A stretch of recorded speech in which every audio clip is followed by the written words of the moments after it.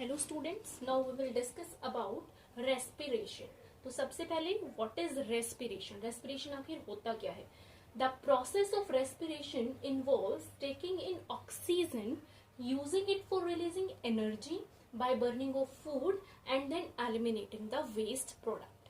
तो रेस्पिरेशन क्या होता है? ऑक्सीजन का अंदर ले जाना, फिर वो ऑक्सीजन डिफ्यूज होकर हमारे हर एक सेल के अंदर जाना, और फिर हर एक सेल का उस ऑक्सीजन को for breaking down of food use करना एंड रिलीजिंग ऑफ एनर्जी, और उसके बाद जो वेस्ट प्रोडक्ट बच जाता है उसको एलिमिनेट करना।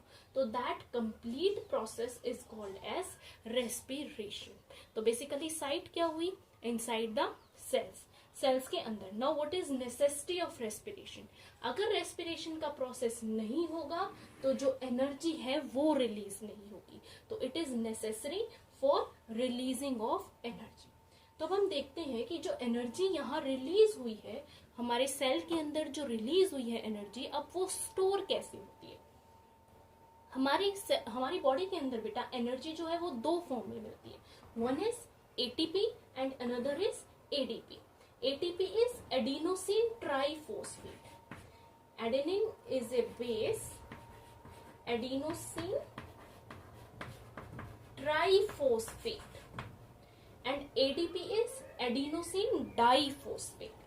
तो एक्चुअली जो हमारी बॉडी के अंदर स्टोर्ड होती है एनर्जी, वो एनर्जी स्टोर्ड किस फॉर्म में होती है? एनर्जी स्टोर्ड होती है in the form of ATP, adenosine triphosphate. अब ATP का मतलब क्या है कि एक एडेनिन के साथ 3 फॉस्फेट ग्रुप जुड़े हुए होते हैं। This is called adenine triphosphate. और एडेनिन डाइफॉस्फेट का मतलब कि एक जो है वो फॉस्फेट बॉन्ड जो है वो रिलीज हो जाएगा, ब्रेक हो जाएगा। तो एक्चुअली क्या होता है, जो हमारी बॉडी के अंदर जो स्टोर होती है एनर्जी, वो एटीपी की फॉर्म में स्टोर होती है, और जब हमारी बॉडी को एनर्जी यूटिलाइज करने की जरूरत होती है तो this phosphate bond get break down, ये टूट जाता है, और ये हाईली एनर्जी कंसिस्टेंट बॉन्ड होता है। जब ये टूट जाता है तो it releases about 30.5 kilo joule of energy, और वापस से फिर ये एडीपी क्या हो जाता है? अब जब एनर्जी की जरूरत है तो ये एटीपी टूट के एडीपी में कन्वर्ट हो जाएगा, और वो हमारी बॉडी के लिए जो एनर्जी इस बॉन्ड के ब्रेक होने से रिलीज होगी वो वेरियस पर्पसेस के लिए फिर हमारी बॉडी के अंदर जो है वो यूटिलाइज कर ली जाएगी। उसके बाद अगेन फिर रेस्पिरेशन का प्रोसेस तो चल ही रहा है। उसके बाद जो ये एडीपी बच जाता है, इस एडीपी के साथ अगेन कुछ एनर्जी एब्जॉर्ब होकर फिर से एटीपी बन जाती है, और हमारे सेल के अंदर जो है वो एटीपी स्टोर हो जाती है। तो ये फॉस्फोरस जो जुड़ता है, ये फॉस्फोरस कहाँ से आता है? Actually it is inorganic phosphorus, जो कि हमारे साइटोप्लाज्म के अंदर रेंडमली प्रेजेंट होते हैं। तो this is the way how energy is stored inside our body. Next, types of respiration. Respiration कितनी तरह के होते हैं? Basically respiration is of 2 types, aerobic respiration and anaerobic respiration. एक होता है एरोबिक रेस्पिरेशन और एक होता है अनएरोबिक रेस्पिरेशन। तो इतना तो हमने छोटी क्लासेस में भी पढ़ा है कि aerobic respiration means when breaking down of glucose take place या respiration take place in the presence of oxygen, और anaerobic respiration where respiration take place in the absence of oxygen. तो अब इसको हम थोड़ा सा और खोल के पढ़ेंगे। जो एरोबिक रेस्पिरेशन होती है, इसके अंदर ग्लूकोज पहले पायरुवेट के अंदर डूबता है, and when glucose is converted to pyruvate, this process is called as glycolysis. इस प्रोसेस को क्या बोला जाता है बेटा? Glycolysis. And this glycolysis takes place inside the cytoplasm. Cell के साइटोप्लाज्म के अंदर होता है। तो breaking down of glucose into pyruvate is called glycolysis. अब ये स्टेप तो दोनों में सेम होता है, एरोबिक रेस्पिरेशन में भी और अनएरोबिक रेस्पिरेशन में भी। इसमें भी ग्लूकोज जो है फर्स्ट वो पायरुविक एसिड आप बोल सकते हो, या पायरुवेट के अंदर जो है वो कन्वर्ट हो जाएगा। फिर जो एरोबिक रेस्पिरेशन होती है, जो ग्लूकोज टूटता है इन द प्रेजेंस ऑफ ऑक्सीजन, फिर ये टोटल फूड जो है वो रेस्पायर हो जाता है, या टोटल फूड जो है वो ऑक्सीडाइज हो जाता है, बर्न हो जाता है, and it releases CO2 plus H2O, carbon dioxide and water जो है वो रिलीज करता है। Complete breakdown of food take place under aerobic respiration. Then anaerobic respiration के अंदर जो ग्लूकोज है वो glucose first converted into pyruvate, ये भी जो है ये वाला हिस्सा कहाँ होगा इतना ग्लाइकोलाइसिस का, ये होता है बेटा साइटोप्लाज्म के अंदर। और इसके जो बाद वाला हिस्सा होता है, जैसे पायरुवेट CO2 और H2O में कन्वर्ट हुआ है, ये हमारे माइटोकॉन्ड्रिया के अंदर होता है। तो अनएरोबिक रेस्पिरेशन के अंदर भी glucose first converted to pyruvate और पायरुविक एसिड। उसके बाद अगर हम यीस्ट की बात करें तो यीस्ट के अंदर fermentation, it is called, that process is called fermentation. तो वहां पर जो है ये पायरुवेट किसमें कन्वर्ट हो जाता है आगे, इथेनॉल के अंदर, plus CO2 and plus small amount of energy, that is 2 ATP molecules. And in muscles tissue, अगर हम अपनी ह्यूमन बॉडी के मसल सेल्स की बात करें बेटा, तो मसल सेल्स के अंदर जो है ये कन्वर्ट हो जाता है लैक्टिक एसिड के अंदर। अब आपने मसल क्रैम्प्स के बारे में सुना होगा, थोड़ा सा ये lactic acid formation in humans हम थोड़ा सा देख लेते हैं। एक्चुअली में क्या होता है, जब हमने हैवी एक्सरसाइज कर ली होती है या फिर हमने बहुत तेज रनिंग कर ली होती है, तो उससे क्या होता है हमारी थाइज में, हमारे हाथों में पेन होना स्टार्ट हो जाता है। ऐसे लगता है बस अब एक कदम और नहीं चला जाएगा। तो वो एक्चुअली क्यों होता है बेटा, वो एक्चुअली इसलिए होता है जब हम नॉर्मल ब्रीदिंग कर रहे होते हैं तो ऑक्सीजन की सफिशिएंट सप्लाई जो है वो हमारी बॉडी के अंदर हो रही होती है। और जब हम तेज भागना शुरू कर देते हैं तो जो सेल्स के अंदर एनर्जी है वो हाइयर रेट में होना स्टार्ट हो जाती है, यानी जो ग्लूकोज का ब्रेकडाउन है वो स्पीड अप होना स्टार्ट हो जाता है और हम जल्दी जल्दी सांस लेने लगते हैं। अब सांस लेते हैं तो क्या होता है, जो एल्वेलाई होती है लंग्स का पार्ट, वहां पर गैसियस एक्सचेंज होता है बाय डिफ्यूजन। जो ऑक्सीजन है वो हमारे मसल सेल्स, सॉरी हमारी बॉडी सेल्स के अंदर या ब्लड के अंदर जो है वो डिफ्यूज करती है, फिर ब्लड उसको कैरी आउट करता है। तो जल्दी जल्दी सांस लेने में वहां पर प्रॉपर डिफ्यूजन नहीं हो पाता है और फिर प्रॉपर ऑक्सीजन मसल सेल्स के पास नहीं पहुंच पाती है जहां पर वो एक्टिवली काम कर रहे हैं हमारी हैवी एक्सरसाइज की वजह से। तो इससे क्या हो जाएगा कि जो ब्रेकडाउन ऑफ ग्लूकोज है वहां पर वो अनएरोबिकली स्टार्ट हो जाएगा, इन डेफिशिएंसी ऑफ ऑक्सीजन होना जो है वो स्टार्ट हो जाएगा, जिसकी वजह से क्या बनना शुरू हो जाता है, लैक्टिक एसिड बनना शुरू हो जाता है। दैट्स वाई हमें मसल क्रैम्प्स होते हैं। तो इम्बैलेंस कहाँ हुआ कि ऑक्सीजन, तो जो फूड ब्रेकडाउन है वो जल्दी जल्दी होने लग गया और ऑक्सीजन उतना स्पीड अप से जो है वो नहीं पहुंच पाई ग्लाइकोलाइसिस के प्रोसेस के लिए। तो दैट्स वाई क्या हो जाता है वहां पर फिर मसल क्रैम्प्स हमें होते हैं। ये आपको वाइल्ड एनिमल्स में भी देखने को मिलते हैं। फॉर एग्जांपल डियर है, डियर के पीछे लॉयन भाग रहा है तो वो हैवी एक्सरसाइज वाला एंड सेम कॉन्सेप्ट वहां पर लगेगा।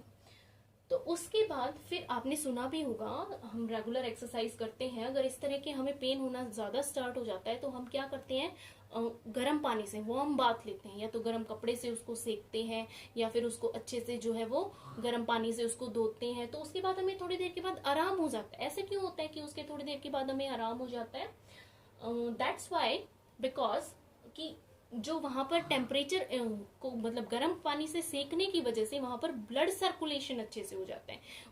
ब्लड सर्कुलेशन अब अच्छे से, क्योंकि जो स्वेलिंग आ गई है मसल क्रैम्प्स की वजह से, तो वो जो है रिड्यूस हो जाती है। वहां पर ब्लड वेसल्स की सप्लाई जो है वो बहुत अच्छे से होने लग जाती है और ब्लड वेसल्स की सप्लाई अच्छे से होने का मतलब highly amount of blood supply. तो ब्लड सप्लाई जो है वो नॉर्मल हो जाती है। अब ब्लड सप्लाई नॉर्मल हो रही है तो हम अच्छे से जानते हैं कि ऑक्सीजन को जो ब्लड के अंदर हीमोग्लोबिन पिगमेंट होता है वो उसको कैरी आउट करता है। तो ऑक्सीजन जो है वो प्रॉपर अमाउंट में सप्लाई होने लग जाएगी और ये लैक्टिक एसिड डिसॉल्व होकर कंप्लीट ब्रेकडाउन हो जाएगा CO2 प्लस H2O के अंदर। I think it is clear to you.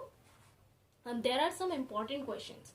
First one is difference between respiration and breathing. अब हम आपसे पूछें कि रेस्पिरेशन और ब्रीदिंग में क्या डिफरेंस होता है। Actually respiration is what, respiration तो कंप्लीट प्रोसेस हो गया कि जिससे ऑक्सीजन अंदर जा रही है, सेल एब्जॉर्ब कर रहे हैं, फूड का ब्रेक डाउन कर रहे हैं, एनर्जी रिलीज कर रहे हैं, उस एनर्जी को यूटिलाइज कर रहे हैं और वेस्ट प्रोडक्ट को बॉडी से बाहर निकाल रहे हैं। बट ब्रीदिंग सिंपली मीन्स कि taking in oxygen and taking out carbon dioxide. सिर्फ ऑक्सीजन अंदर ले जाना, inhalation and exhalation of CO2, that is called as breathing. Okay, तो आई थिंक आप रेस्पिरेशन और ब्रीदिंग के अंदर ये डिफरेंस समझ गए होंगे। उसके बाद one important question is right similarities and differences between aerobic respiration and anaerobic respiration. जो एरोबिक रेस्पिरेशन है एंड अनएरोबिक रेस्पिरेशन है उनके बीच की सिमिलैरिटीज और डिफरेंसेस आपको बताने हैं। तो इन दोनों में सिमिलैरिटी तो क्या हो जाएगी, दोनों के अंदर जो है वो ग्लाइकोलाइसिस हो रहा है, glucose is broken down to pyruvate, glucose is broken down to pyruvate.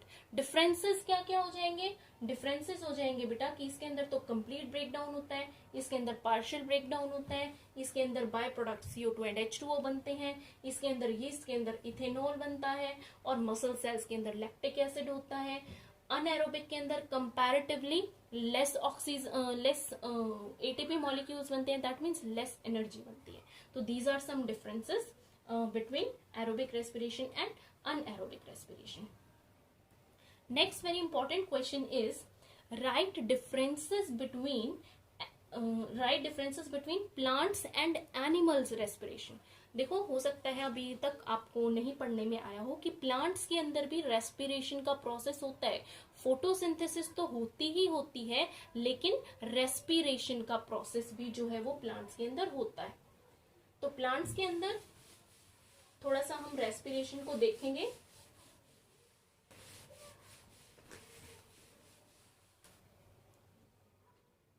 जो प्लांट्स के अंदर बेटा रेस्पिरेशन होता है वो एनिमल से थोड़ा सा स्लो रेट में होता है। अब देखो एनर्जी की जरूरत तो उनको भी है ना बेटा, अभी हमने स्टार्टिंग में क्या पढ़ा था कि रेस्पिरेशन की जरूरत क्यों है, रेस्पिरेशन की जरूरत है बॉडी में एनर्जी कंटेंट बनाने के लिए। अब वो भी पानी भी एब्जॉर्व कर रहे हैं, न्यूट्रिएंट्स भी एब्जॉर्व कर रहे हैं, उनके अंदर फ्लावरिंग भी हो रही है, वो फूड भी कंज्यूम कर रहे हैं, फोटोसिंथेसिस का प्रोसेस भी कर रहे हैं। तो सारी बायोकेमिकल रिएक्शंस के लिए या फिर उनके बेसिक प्रोसेसेस के लिए, लाइफ प्रोसेसेस के लिए उनको भी एनर्जी की जरूरत होती है। सो उनके अंदर भी रेस्पिरेशन होता है। लेकिन रेस्पिरेशन के डिफरेंसेस क्या क्या है उसके अंदर। फर्स्ट डिफरेंस इज कि जो एनिमल्स के अंदर होता है, एनिमल्स के अंदर complete body as a single unit respire करती है, लेकिन प्लांट्स के अंदर जो है वो कंप्लीट बॉडी नहीं बल्कि अलग अलग पार्ट्स जो है वो रेस्पिरेशन परफॉर्म करते हैं। जैसे कि रूट्स में अलग से रेस्पिरेशन होती है, लीव्स में अलग से रेस्पिरेशन होती है, और स्टेम में जो है वो अलग से रेस्पिरेशन होती है। अब प्लांट्स के अंदर जो रेस्पिरेटरी गैसेस होती हैं बेटा, प्लांट्स के अंदर दो रेस्पिरेटरी गैसेस होती हैं, one is CO2 and another is oxygen. तो रूट्स को किस तरह से रेस्पायर करती हैं, रूट्स रेस्पायर कर पाती हैं बेटा। अब जो रूट्स होती हैं पेनिट्रेटेड होती हैं सॉइल के अंदर, तो जो सॉइल के पार्टिकल्स होते हैं उन सॉइल के पार्टिकल्स के बीच में स्पेसेस में क्या प्रेजेंट होती है, एयर प्रेजेंट होती है। उनके पार्टिकल्स के बीच में क्या प्रेजेंट होती है, एयर प्रेजेंट होती है, और वहां से वो जो है वो गैसियस का एक्सचेंज करते हैं, गैसियस एक्सचेंज करते हैं, गैसेस का एक्सचेंज करते हैं। तभी तो क्या बोलते हैं कि वाटर लॉगिंग अगर हो जाए, मतलब ज्यादा पानी वहां पर खड़ा रह जाए या ज्यादा पानी आप दे दिया जाए पर्टिकुलर क्रॉप को, तो लगातार तो थोड़े दिन के बाद उसकी डेथ हो जाती है। क्यों डेथ हो जाती है, क्योंकि ज्यादा वाटर देने से जो ये पार्टिकल के बीच में एयर प्रेजेंट थी इट गेट रिप्लेस्ड, ये सारी की सारी क्या हो जाएगी, वहां से निकल जाएगी, और जो रूट है वो रेस्पायर नहीं कर पाएगी। उसके बाद रेस्पिरेशन लीव्स के अंदर भी होती है। लीव्स के अंदर रेस्पिरेशन किस तरह से होती है, लीव्स के अंदर रेस्पिरेशन थ्रू स्टोमेटा होती है। लीव्स के अंदर रेस्पिरेशन किस तरह से होती है, लीव्स के अंदर रेस्पिरेशन स्टोमेटा के अंदर होती है। स्टोमेटा का स्ट्रक्चर आप सभी ने पढ़ा होगा बहुत अच्छे से।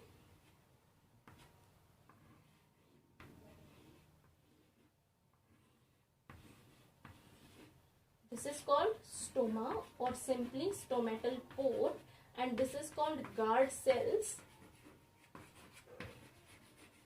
and this is called subsidiary cells। तो कुछ इस तरह से जो है वो स्टोमेटा का स्ट्रक्चर होता है, जहां पर बीच में एक स्टोमेटल पोर होता है। जब उसको गैसियस एक्सचेंज करना होता है तो ये पोर जो है वो ओपन हो जाते हैं due to swelling of this guard cells, और जब इसको रेस्पायर नहीं कर, गैसियस एक्सचेंज की जरूरत नहीं होती है, तो ये पोर जो है वो बंद हो जाता है। अब स्टेम के अंदर बेटा जो कि ग्रीन स्टेम्स होती हैं, ग्रीन स्टेम्स के अंदर तो क्या होता है, some amount of stomata present होता है जो कि गैसेस एक्सचेंज के लिए रिस्पॉन्सिबल होता है। और वुडी जो स्टेम्स होती हैं, वुडी स्टेम्स के अंदर बेटा स्पेशल स्ट्रक्चर्स होते हैं जिसको बोला जाता है lenticels. Special structures are present which are called as lenticels, जो कि स्मॉल स्मॉल कैविटीज होती हैं जिनके अंदर से जो है वो रेस्पिरेशन टेक प्लेस। तो एक बेसिक डिफरेंस क्या हो गया कि जो एनिमल्स की रेस्पिरेशन है, एनिमल्स के अंदर जो होता है वो as a single unit respire करते हैं, लेकिन plants do not respire as single unit, they have multiple units. उसके बाद जो रेट होता है रेस्पिरेशन का वो एनिमल्स के अंदर क्वाइट हायर होता है और प्लांट्स के अंदर स्लाइटली कम होता है। उसके बाद जो गैसेस होती हैं, अब हम अपना एग्जांपल लें, ह्यूमंस का एग्जांपल लें, हमारा तो लंग्स के अंदर ही क्या होगा, गैसियस एक्सचेंज हो गया और फिर ब्लड उसको पूरी बॉडी के अंदर कैरी आउट करता है। लेकिन ये क्या कर रहा है, अलग अलग जगह से जो है वो गैसियस एक्सचेंज कर रहा है, तो दैट्स वाई इसके अंदर गैसेस को इतना ज्यादा ट्रेवल नहीं करना पड़ता जितना कि हम एनिमल्स की बॉडी के अंदर ट्रेवल करना पड़ता है। Okay, another basic difference is कि जो प्लांट्स होते हैं, प्लांट्स के अंदर थोड़ा सा लीव्स का देख लेते हैं बेटा। लीव्स के अंदर अब फोटोसिंथेसिस में तो क्या होता है, हमने अभी रेस्पिरेशन का प्रोसेस पढ़ा था, उसमें हमने एंड में बाय प्रोडक्ट्स क्या बनाए थे, कार्बन डाइऑक्साइड बनाया था एंड वाटर बनाया था। लेकिन जो इसके अंदर रेस्पिरेशन होती है बेटा, फोटोसिंथेसिस होता है, अभी तक आपने जनरली क्या पढ़ा है कि प्लांट्स रिलीजेस ऑक्सीजन, प्लांट्स जो है वो as a result of photosynthesis oxygen release करते हैं, लेकिन उनकी बॉडी, प्लांट्स की बॉडी के अंदर क्या बनती है, कार्बन डाइऑक्साइड भी बनती है as a result of respiration, लेकिन उसकी अमाउंट जो है वो वेरी करती है। फॉर एग्जाम्पल अगर हम ड्यूरिंग द डे टाइम बात करें, दिन के दौरान बात करें, तो ड्यूरिंग द डे टाइम जो फोटोसिंथेसिस का रेट होता है वो कंपैरेटिवली ज्यादा होता है, क्योंकि सनलाइट और जितनी भी चीजें उनको होती हैं वो एम्पल क्वांटिटी में प्रेजेंट होती हैं, और रेस्पिरेशन का रेट जो है वो कम प्रेजेंट होता है। तो इसलिए जो CO2 रिलीज होती है एज रेस्पिरेशन, वो उसको किस में यूटिलाइज कर लेते हैं, अपने फोटोसिंथेसिस के प्रोसेस में यूटिलाइज कर लेते हैं। तो net flow during the day time क्या होता है कि जो है ऑक्सीजन बाहर निकल रही है और CO2 का वो इनटेक कर रहे हैं। क्यों? क्योंकि फोटोसिंथेसिस भी चल रहा है उसके लिए, और कुछ हद तक वो जो उनका रेस्पिरेशन का प्रोसेस चल रहा है वहां से भी यूटिलाइज कर रहे हैं। लेकिन ड्यूरिंग द नाइट टाइम, क्योंकि उनका फोटोसिंथेसिस का रेट जो है वो स्लाइटली स्लोअर हो जाता है, उसकी वजह से जो रेस्पिरेशन की CO2 है, CO2 वो थोड़ी बहुत फोटोसिंथेसिस जो हो रहा है कुछ एक स्टेप्स उसके उसमें यूटिलाइज कर लेते हैं और बाकी वो जो है रिलीज आउट करना स्टार्ट कर देते हैं। दैट्स वाई हमें बोला जाता है कि रात के टाइम पर हमें पेड़ों के नीचे नहीं सोना चाहिए, क्योंकि रात के टाइम क्या होता है बेटा, पेड़ों के अंदर जो नेट फ्लो होता है वो CO2 का आउटवर्ड्स होता है, और इनहेलेशन वो किस चीज की कर रहे होते हैं, ऑक्सीजन की इनहेलेशन कर रहे होते हैं। Okay, got it. तो next question is what is the reason of plant death when it is water locked. जब प्लांट की डेथ का वाटर लॉक कर दिया जाता है, उसको एक्सेसिव अमाउंट में पानी दे दिया जाता है, तो उसकी डेथ क्यों हो जाती है प्लांट की? उस प्लांट की डेथ इस वजह से हो जाती है बेटा, क्योंकि अभी मैंने आपको समझाया था कि जो सॉइल पार्टिकल्स होते हैं, सॉइल पार्टिकल्स के बीच में जो है स्पेसेस प्रेजेंट होते हैं जो कि एयर से भरे हुए होते हैं, जहां से वो गैसियस एक्सचेंज कर रहे होते हैं। और जब वाटर लॉक्ड कंडीशन हो जाती है तो उन स्पेसेस के बीच में पानी आ जाता है, और फिर वो पानी क्या कर देता है, जो एयर वहां पर प्रेजेंट है उसको रिप्लेस कर देता है, और उनके पास गैसेस अवेलेबल नहीं होती हैं, that's why they get died. Okay, another important question is why breathing rate is higher in aquatic animals than terrestrial animals।